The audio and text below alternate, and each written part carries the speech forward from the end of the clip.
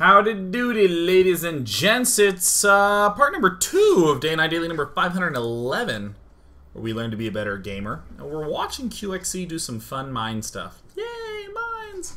Mines explode and are awesome. Ugh. And that's about all we need to start building them, but we're starting to see QXC experiment with how to utilize them in a more efficient kind of way. What we ended up seeing in part number 1, right at the end, was that QXC opened up with this mine first kind of opening, and all we really need to do is go to the 6-minute mark to really see what went wrong. Right as the mines were getting ready to pop out, they ran into roaches. Oh, total tragedy ended up occurring. QXC has been unable to really put on any pressure.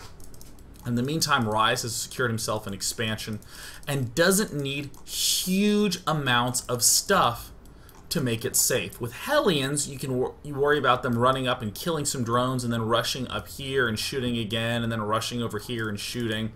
Not a worry at all against Widow Mines. Sure, they have some potency,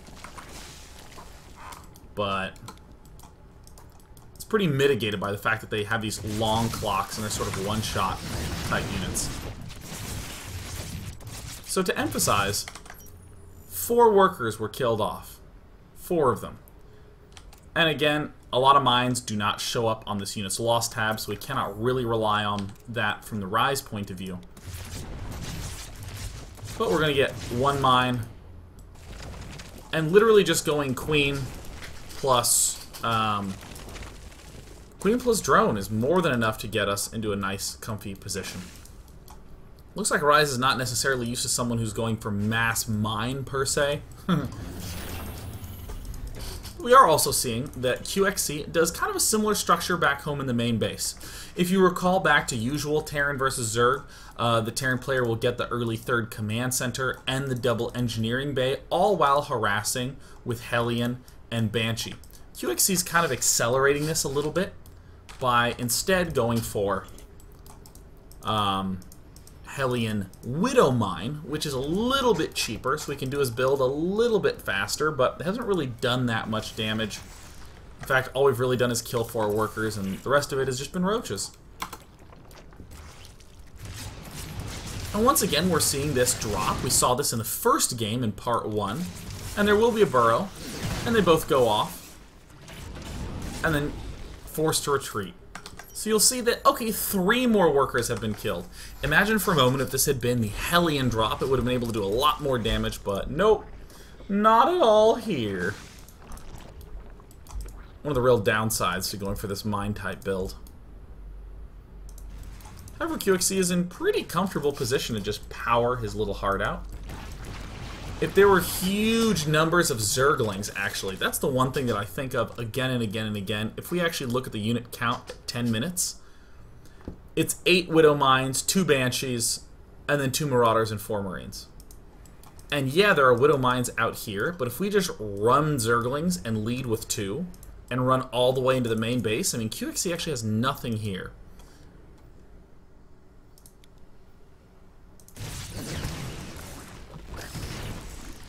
So,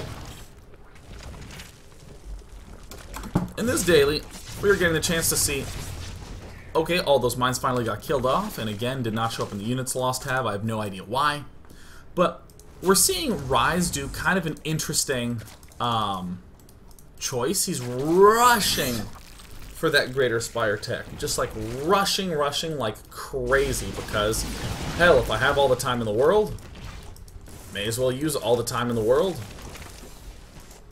to get myself an early hive. There's no risk of the Terran player moving out with anything. Rise has been pretty adamant about doing spotting and seeing what's going on over here. Saw the command center move down, spore crawlers building up aplenty. And I feel like Rise is in kind of a reasonable position.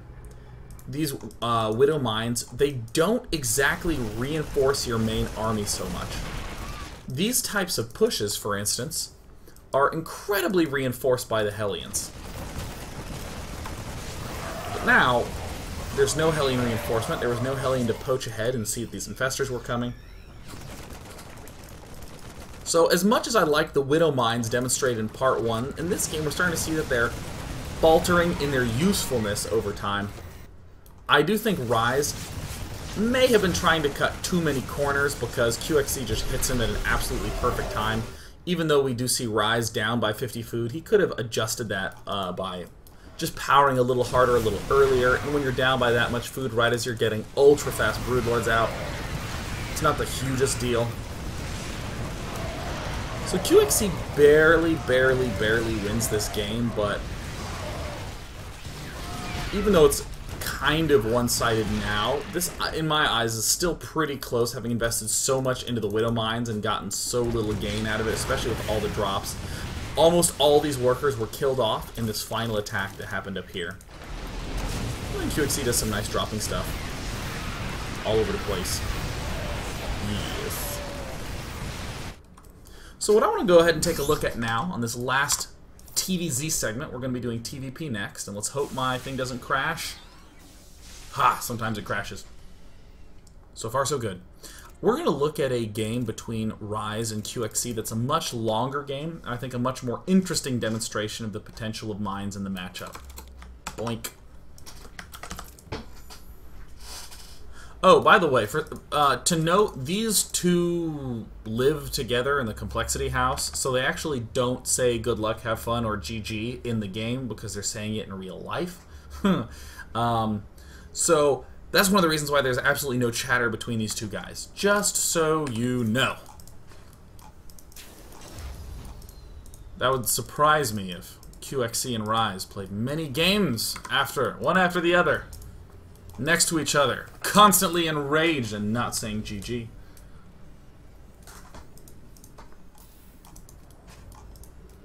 So we see Rise doing something that's becoming a little bit more standard in this matchup, being a little bit ballsier when it comes to taking really fast third bases. Now Rise has experienced some of this mindliness, so has every reason to be aware that QXC could be doing it, and QXC is doing it. Command Center first, Gas Barracks in that order, and then Factory. It's a very fast way to get up this style of play. So QXC has scouted around, he's seen no gas. Okay, cool. We're pretty reasonably comfortable against someone who goes for Demo Roaches. There's the Tech Lab coming down. This seems like a little bit more of a mild version of the Widow Mine play. This was the first game that I was like, yeah, this is looking a little bit more straightforward, at least at the start. Going for the Widow Mines first, and then transitioning back into the Hellion Banshee mixture. I like this. If he goes for Roaches, we got them so fast that we can burrow them at the front, and we don't have to do some sort of micro feat to stay alive. But QXC, again, goes for something a little more aggressive, kind of annoying. Burrowing at this backside. Successfully, but by the skin of his teeth successfully. Makes you start to value building wall-offs. If it had been like Evolution Chamber, Roach Warren, would have been much easier to trap that guy, but even so, it's going to pop up and it kills 2 workers there, and 3 workers there, and that's about it. We even see Rise having a ridiculously fast layer, given the fact that he went for a 3 hatch before Queen opening. So QXC returns back to this kind of standard Banshee Hellion mixture, but you'll notice 2 Hellions out, all the rest Widow Mines. This is sort of like a hedge against early pressure. And again, for every pair of Widow Mines we make, we save 50 bucks, make 3 pairs of Widow Mines, and suddenly we found enough money to make a factory. So I like this because QXC does interesting tactics with this. Again, we could use this. We have the 3rd command center down there. This is panning out to be a pretty nice looking opening strategy. We could throw down the double armory, throw down the double engineering bay. We could transition to whatever. This certainly seems a little bit annoying at the very least. QXC has some cool tactics that he can do now. Ordinarily, a player would keep the Hellions and the Banshees together to assault one location in unison. Now QXC can do this kind of cute little split-up type strat. Where he moves up here, the instant he saw the spine crawler move away. And then, of course, the queens get to run right through the mess. And I honestly think this makes for a really interesting opening game. Because it's so typical to say, alright, making Hellion Banshee, and then I'm just making Hellion Banshee, damn it, and that's all I'm doing. But being able to make these decisions on the fly of, oh hey, maybe I should be making mines instead of Hellion. Maybe I should be making Hellions instead of mines. And we have these really cute little tactical plays like that. Mines run away, trying to burrow 2 and hit the same queen, killing it off, killing some stuff off up here. Still kind of even in terms of the unit count up here at the top. So, I will stop here for a moment. I'm of the opinion that right now I'd want to be transitioning either into something mech heavy, and when I say mech, I mean stuff that's built with tech labs, like tanks and Thors. Banshees seem reasonable as well with the mech composition, or going Marine Marauder tank, doing again more tech labby kind of things. Not really. Not really in QXC's book. He's actually going triple factory, all with reactor, and is trying to get it up to quadruple factory.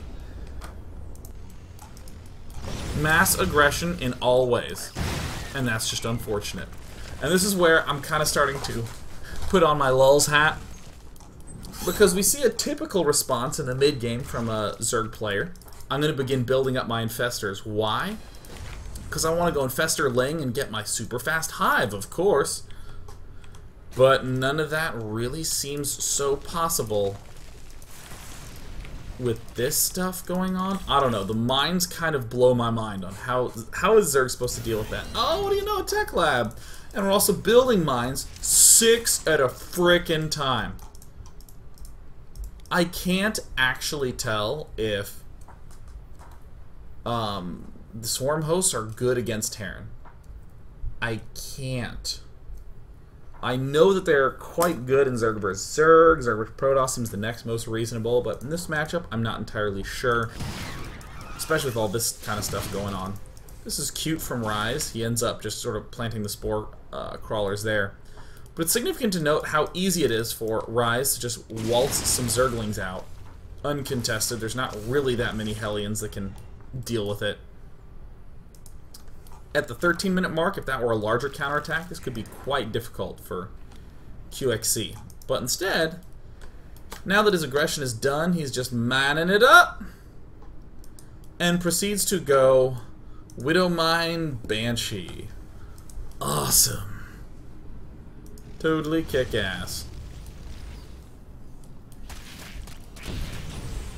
Yeah. Rise is doing something that's a little bit more Heart of the Swarmy, going Hydralisks as a late-game transition. We actually start to see these Locusts become an incredibly useful tool for dealing with these Widow Mines. It's a great way to get them to detonate. Free units continue to pop out. Rise leading with creep and spores. And QXC actually getting caught. Look at that! Look at this! This is kind of freaking insane. QXC not to be deterred though. Again, I kind of feel like transitioning out at some point makes sense, but QXC's pretty bent up on this Banshee Widowmine type play. And it's surprisingly effective, to be honest, because he just walks the Banshee somewhere and leaves the mines in between.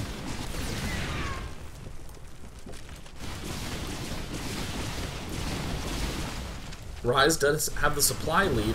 I think this is probably the correctest composition, because the Widow Mines, I mean, that's range 5, I believe. I'm pretty certain in my heart of hearts that it is range 5. So the Hydras outrange it. I know they outrange it because Rise just kind of walks up and kills them off. There he is, taking him out. Yeah. But it's the fact that there's so much positional distraction, the fact that there's Banshees in one location, Where are the Banshees? Banshees down here. Maybe backed up a little bit too much. Mines in between, kind of causing this, like, alright, let's do our concerned effort to make sure that we get on through. All the focus is down here to make sure that, you know, we deal with the Banshees if need be, but then they just waltz right up into the main base. And again, I like this because it's not just, I have Hellions, I hope that he doesn't have anything here. You can actually start to force his things out of position. QXC's been doing a lot of this stuff, where he just boxes a bunch of mines and burrows them right in the thick of things. But suddenly we start to see the danger of doing that, as QXC's going to lose a ton of stuff for nothing. Because units lost tab, this is actually incredibly inaccurate, as I've shown multiple times in this. But we saw 10 Hellions, 11 mines. Oh, look, 11 Hellions. 11 and 11. That's a lot. At the cost of losing, what, 2 or 3 Hydras, if that. But QXC's used all this time to just gobble up a tremendous amount of space on the map. So these really weird trade-offs. I have no idea if mass mine Hellion Banshee is a reasonable way to play, but it's certainly kick-ass. Certainly is super swanky. So now Rise, that he's getting the muscular augments, he's going to be able to run super fast with his Hydralisks and start to really put the pressure on QXC, who decides, damn it, I guess it's time to build a tank. I will stop at this fine hour of 20 minutes to note the following. In the early days of yore of the beta, people discovered very quickly that an excellent opening was to build a factory, then build a reactor on the barracks, and swap the double Hellion opening. We see this continuing up till now. Players, sure, they'll do things like expand and then start double Hellioning. It's really normal too, but again, the double Hellion is pretty typical. Now, if I asked one of you, what is the correct number of Hellions to build? I'd probably hear a lot of 4s and 6s, and maybe 8s. In the early days, people just built Hellions a lot. Just kept throwing them out. Just tons and tons and tons and tons of Hellions right at the start of the game. Up to like 10, 12, even if they were going Medic Marine, that sort of thing. But now, players have kind of arrived at 4 to 8 is like the money amount where you don't want to build anymore. This is an extreme version of that, where we've seen that this Hellion Banshee mine mixture is effective at pushing the opponent back. We even still have some mines remaining. I do think that in the future, players will start deciding to build tanks before the 20-minute mark. However, I think that what will happen is it'll slowly end up chipping back down. So I'm really excited to see this sort of Hellion Banshee mine play. Rise continues to poop out some swarm hosts. We have the oddest engagement in the wild, where once again we are suddenly going, ugh, QXC, gross. Grossness. Could have nabbed some more, but still went very well. But you gotta remember, QXC can start throwing away workers because he has so many bases and so many orbital commands. In fact, it looks like he has 8 orbital commands. Excellent.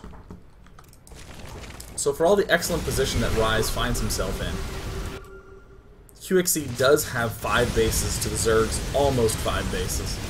This does not help at all.